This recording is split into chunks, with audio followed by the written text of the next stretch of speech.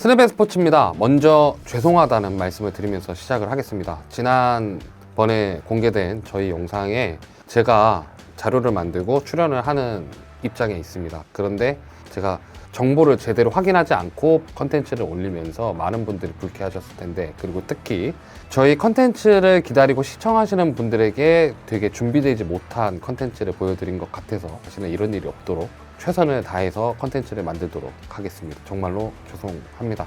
그래서 제가 이번 컨텐츠는 대대적으로 바꿨습니다. 제가 컨텐츠를 다시 준비하면서 타노스 코치 문제가 생겼어요. 그래서 다시 떠오르는 심판 문제에 대해서 이야기를 해보겠습니다. 전북 타노스 코치, 타리코 코치인데 이제 별칭으로 타노스 코치라고 부르고 있죠. 타노스 코치가 인종차별 행위를 했다고 해서 징계를 받는 사건이 있었습니다. 그리고 전북구단과 타노스 코치는 나는 절대 인종차별을 하지 않았다라고 이야기를 했습니다.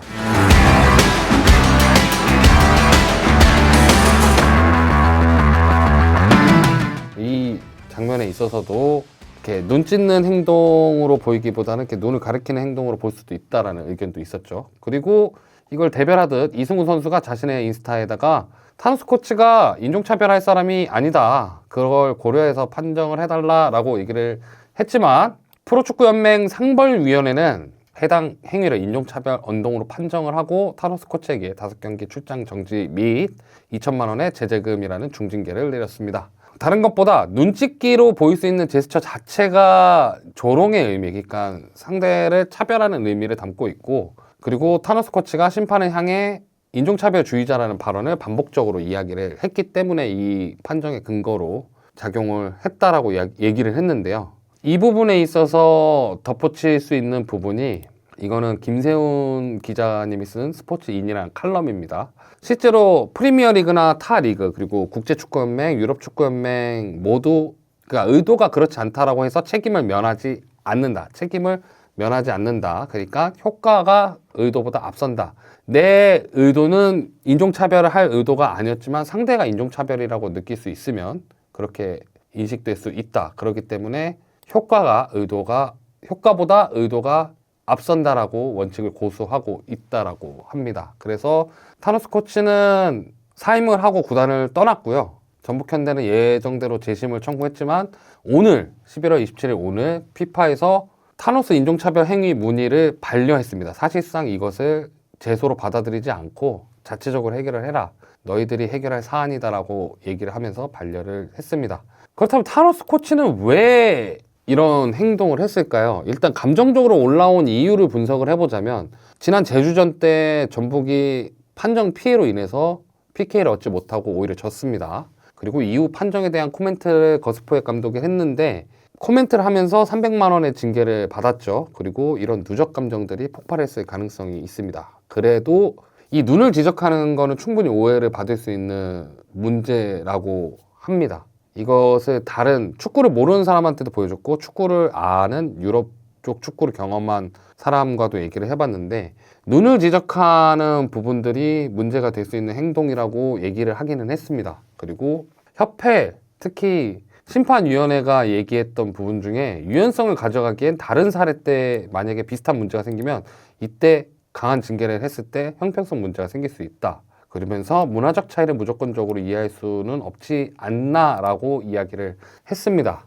물론 훌륭한 발레도 있습니다. 사단이 전체 들어왔던 게 벤투 감독이 있죠. 벤투 감독이 있을 때 벤투 감독은 일산의 아파트 단지에 사단 전체가 같이 살았습니다. 그리고 그 안에서 굉장히 잘 지내다 갔고요. 특히 이별을 할 때는 한국식으로 이제 선물을 건네가면서 그동안 감사했다라는 인사를 하면서 이별을 했습니다. 더불어서 경기 중에 상대를 비방한다거나 상대 인종을 차별하는 행위조차 없었죠. 그런 부분에 있어서 감정적인 남미 문화의 문제로도 볼 수 있지 않나라는 의견도 있었습니다.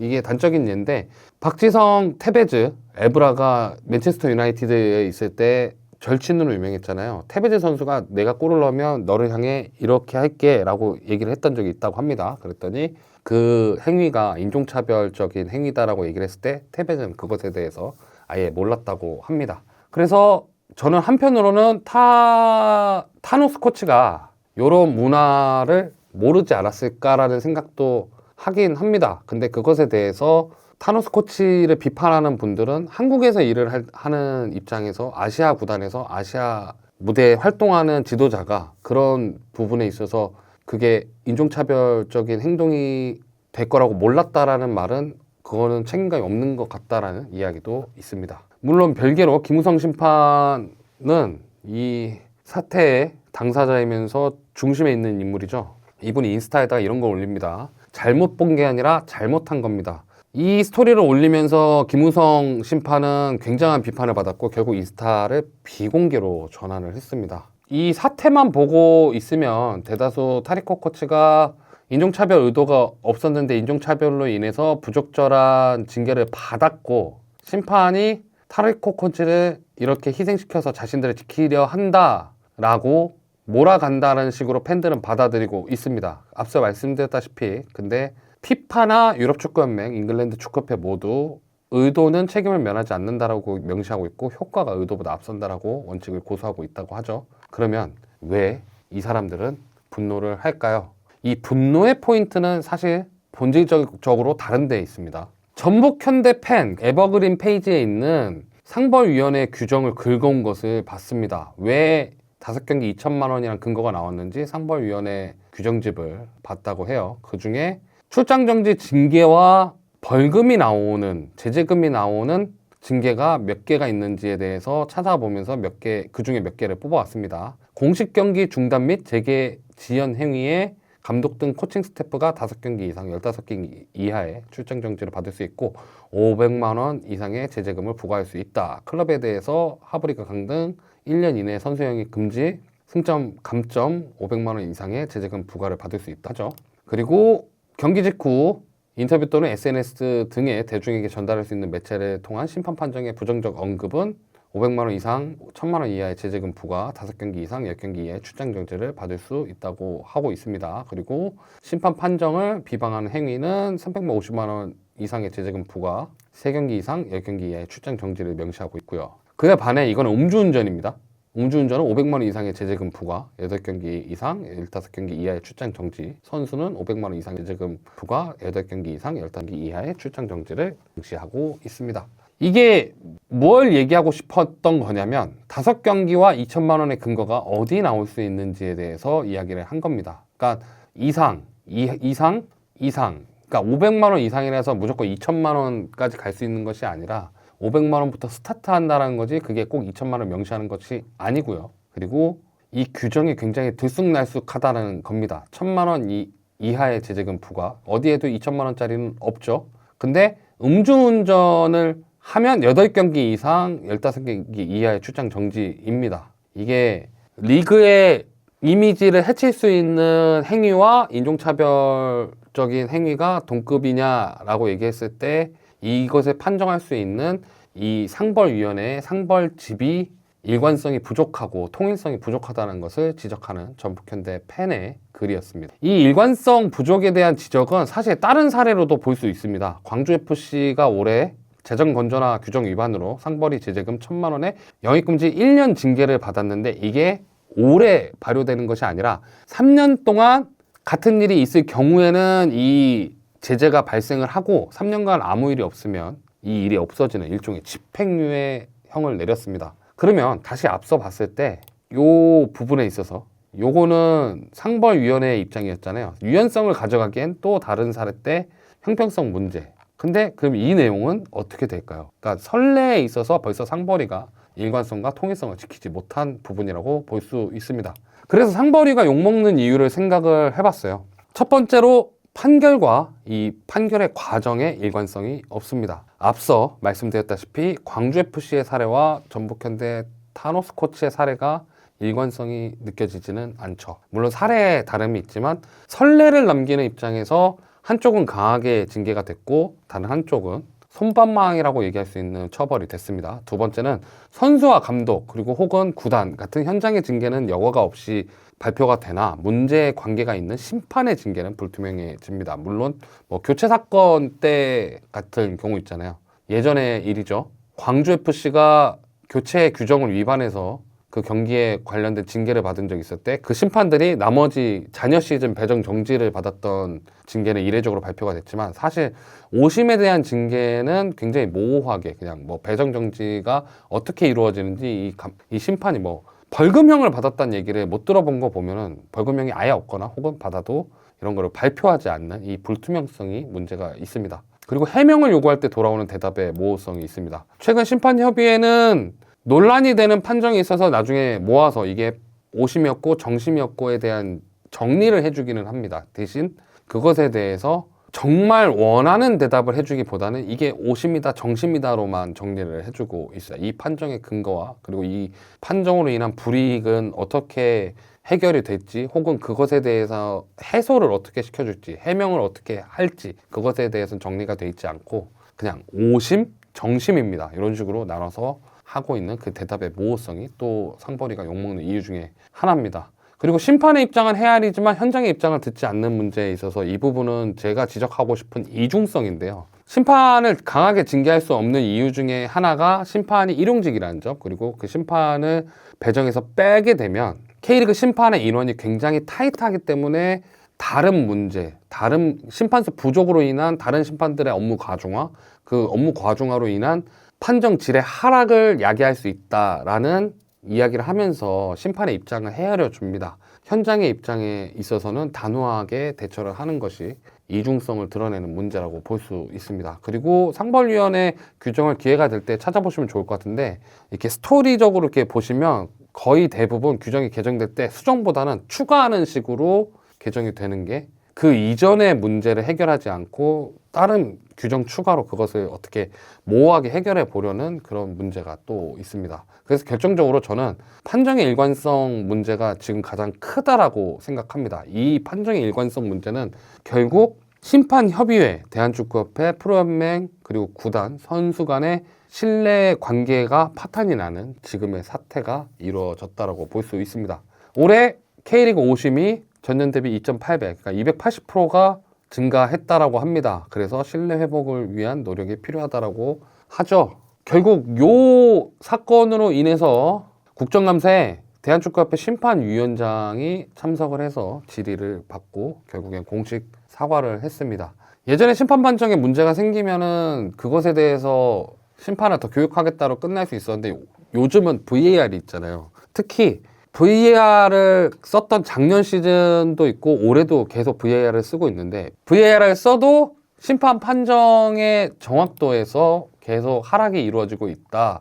이 부분에 있어서 왜 증가하고 있는가에 대해서 또 이분이 증인으로 출석해서 또 말실수를 한번 하셨습니다. 판정에 오심이 생기는 문제는 주관적으로 판단하기 때문이다. 각자의 입장으로 판정하기 때문이다. 근데 이분이 있는 이유는 그렇게 판정하지 않고 가이드라인대로 판정하도록 조정하고 교육하라고 있는 분인데 그런 발언을 하신 겁니다. 그래서 결국 국민께 죄송하다라고 사과를 하셨죠.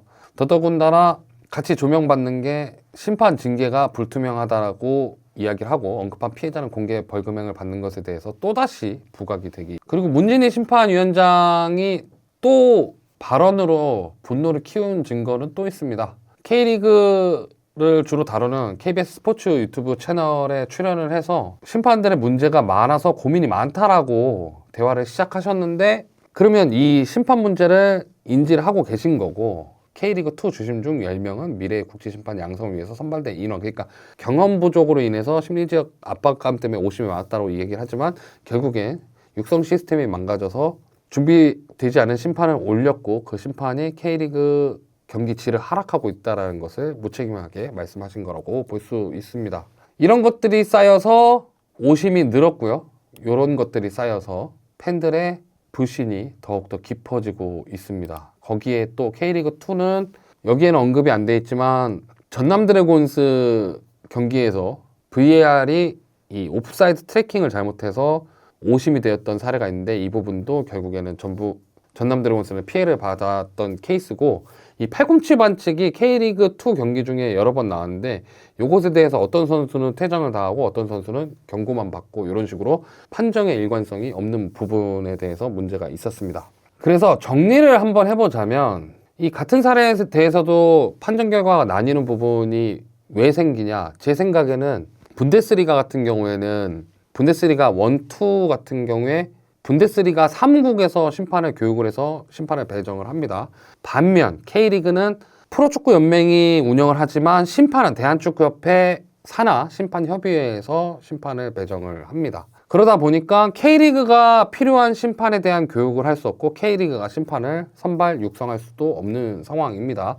이 권한이 전적으로 대한축구협회에 있으니까요. 그러다 보니까 육성 시스템이 뭔지 잘 모르겠습니다. 제 주위에 심판들이 꽤 많아서 심판에 대한 이야기를 많이 하곤 합니다. 그러다 보니까 이제 1급 심판들이랑 얘기를 하게 되는데 이 1급 심판이 바로 프로를 가기 전에 직전 과정이라고 볼 수 있습니다. 1급 심판이 K3, K4 경기를 보면서 자신의 기량을 검증받고 거기서 인정을 받게 되면 프로 심판으로 가게 되는 구조인데, 중요한 건 K리그가 갖고 있는 심판의 풀을 키울 수 있는 역량을 대한축구협회가 키워서 공급하는 방식이다 보니까 그러다 보니까 이게 대한축구협회의 지향성과 프로연맹의 지향성이 달라질 수밖에 없고, 그러다 보니까 심판에 대한 관리도 K리그가 전적으로 관리할 수 없는 상태에 이르게 됩니다. 이거는 큰 문제라고 봐요.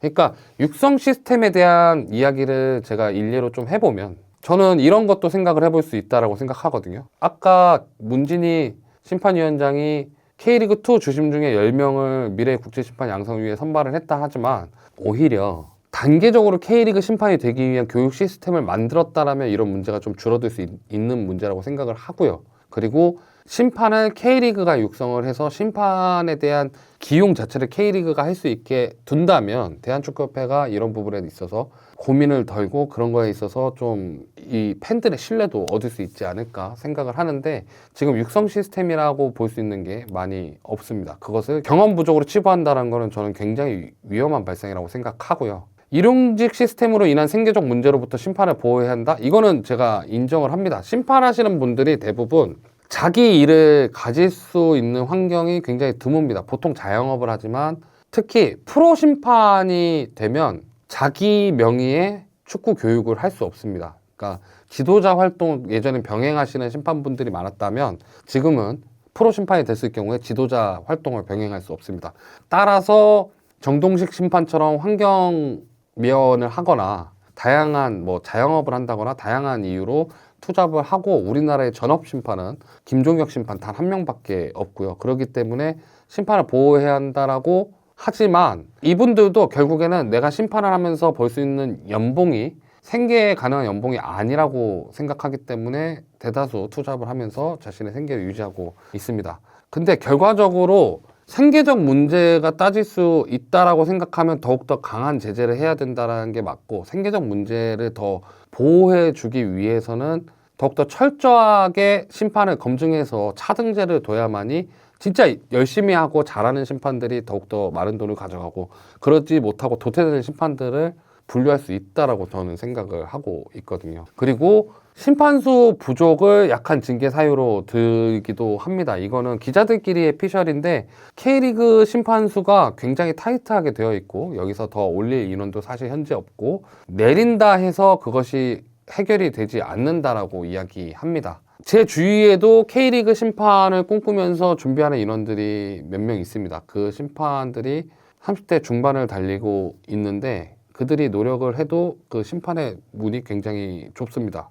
근데 개인의 기량의 문제도 있겠지만, 그러니까 경험을 하기 위해서 너무 많은 산을 넘어야 된다는, 그러니까 심판위원장의 눈에 들어야 되고 그 심판위원장의 권위에 모든 것이 결정되는 이 시스템적 문제를 해결하기 위해서는 K리그가 심판에 대한 운영을 할 수 있도록 도와줘야 이 심판수 부족도 해결된다라고 생각합니다. 물론 제 주위에 다양한 심판들이 심판수가 많지 않아서 너무 힘들다라고 이야기를 합니다. 왜 힘들까요? 실질적으로 심판을 하기 위해선 경험을 해야 되는데 경험을 쌓을 수 있는 장이 너무 좁고, 경험을 쌓게 되더라도 내가 그 경험을 발휘하기까지의 시간이 너무나 오래 걸립니다. 그러다 보니까 심판을 열심히 하더라도 내가 무언가 경기를 맡고 경기를 관장하기에 앞서 육성의 기회가 제대로 주어지지 않는다라는 이야기를 하기도 하죠. 그게 지금까지 연결이 돼서 심판수 부족을 야기한다라고 생각합니다. 심판을 도전하는 사람이 많은데 결과적으로 위로 올라가서 심판은 없습니다. 그러면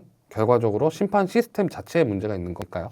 이 문제를 회복하려면 가장 큰 사안이 있습니다. 저는 당장 현실적으로 제안할 수 있는 건 이 문제를 회복하기 위해서는 매해 협회가 발표하는 판정 가이드라인을 그대로 따라야 되고 그 시즌 내내 따라야 합니다. 물론 판정 가이드라인이 잘못될 수 있죠. 실제로 프리미어리그 같은 경우에도 심판들이 욕을 많이 먹지만, 그리고 프리미어리그 사무국도 욕을 먹지만, 이들이 욕먹는 이유 중에 하나는 가이드라인을 발표하면 그걸 지나치게 타이트하게 따릅니다. 그리고 그 가이드라인이 지나치게 권위적이고 지나치게 권위 보호적으로 해석이 되어 있죠. 물론 이 프리미어리그 사무국도 비판을 받게 되면 가이드라인을 수정하기도 하고 그 수정한 가이드라인을 발표하기도 합니다.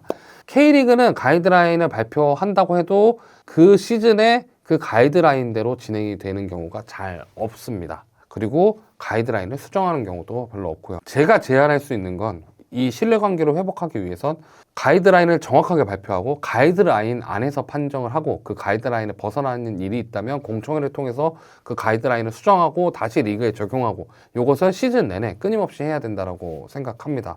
올해 K리그의 판정 일관성은 참 처참할 정도로 부족합니다. 같은 판정에 여러 번의 오심이 나오고, 그리고 심판들이 너무 권위적으로 행동을 하는 거에 있어서 팬들의 반발감은 더욱더 K리그의 꼰대 심판들이라고 부르면서 반발감은 심해집니다. 심판도 있어야 K리그가 진행될 수 있습니다. 팬들도 있어야 하고 지도자, 감독, 구단들이 있어야 하죠. 근데 그 중요한 이 경기에 휘슬을 불어줘야 되는 심판들이 지금의 상태로라고 하면 앞으로의 K리그는 심판들 때문에 무너질 수도 있습니다.